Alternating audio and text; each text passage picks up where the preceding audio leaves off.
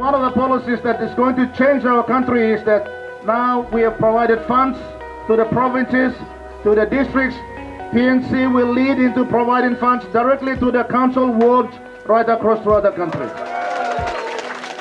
He has traveled the breadth and length of Papua New Guinea, from city centers to suburbs, to districts, villages, and some of the far-removed centers of this country. He may be small and short in his physical stature and long in his quest to sell PNC. Leader Peter O'Neill, the former Prime Minister, the member for Yalaboo-Pangia, has been to all corners of Papua New Guinea where no other party leader has even gone close. PNC has fielded over 90 candidates contesting the 118 open and regional seats in this election. Crowds at campaign rallies have been overwhelming in numbers and the party colors. The message has been simple and consistent: new jobs, the establishment of a farmers' bank, reintroduction of the NATSCOL system, infrastructure, health, and ensure that 70% of Papua New Guineans have access to water, power, and sanitation.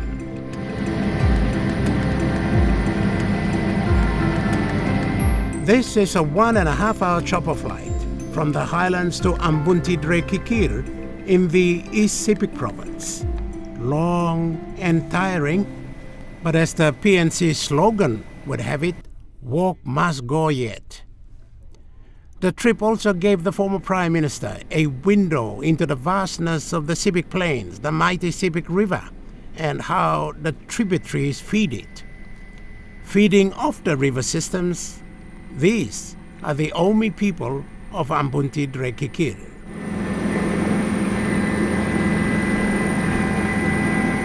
A special day as they gathered to show support for their sitting member Johnson Wapuni, a PNC member seeking re-election, and also to welcome the party leader.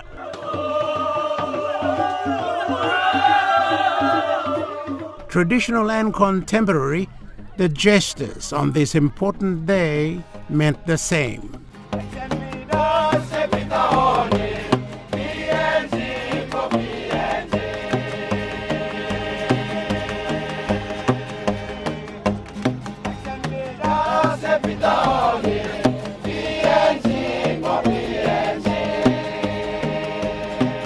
The Omi are people of few words but high in expectations.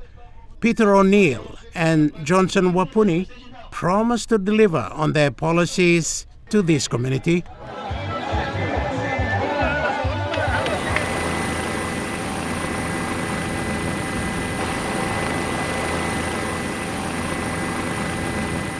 The next campaign rally was at Wagume, along the Mendi Highway in the Southern Highlands province. Thousands gathered during the day for Mr. O'Neill, but the Ambunti Drekikir engagement and logistical hurdles delayed time, and it was getting late. But the PNC leader was determined.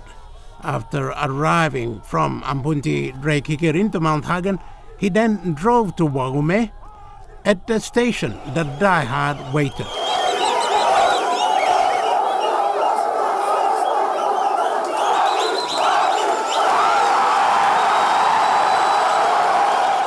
With about half an hour of daylight remaining, Wagume came alive. The next morning, at the Mara House of the Western Highlands Provincial Government, Mr. O'Neill recaptured how it's been, the weeks of planning, conventions, campaigns, all leading to polling next week. Thank you, Mr. O'Neill, for talking to us. Walk must go at. How has it been up to this point? So far, so good. We travel in the country.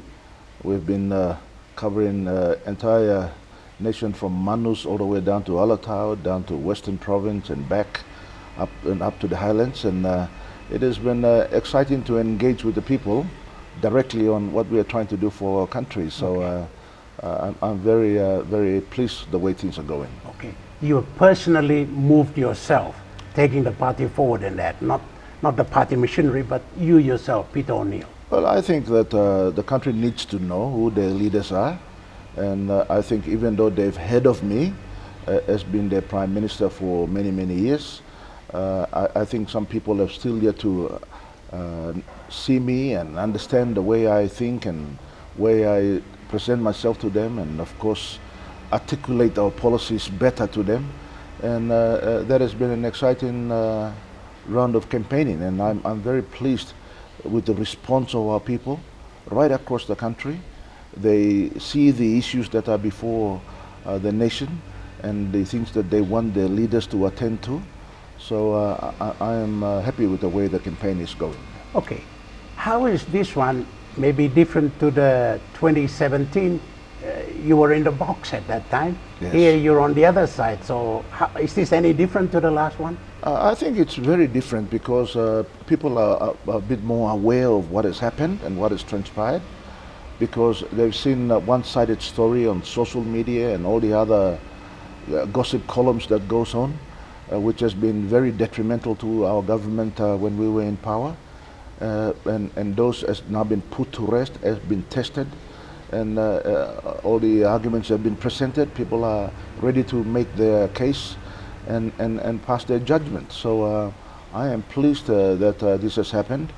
Of course, 2017 we were at a barrage of negativity and criticism when we went to the election, but PNC did well. We came back with 29 seats after the elections. Okay. But this time it's very interesting because when I travel, I travel very lightly by myself and to places where I've never been before.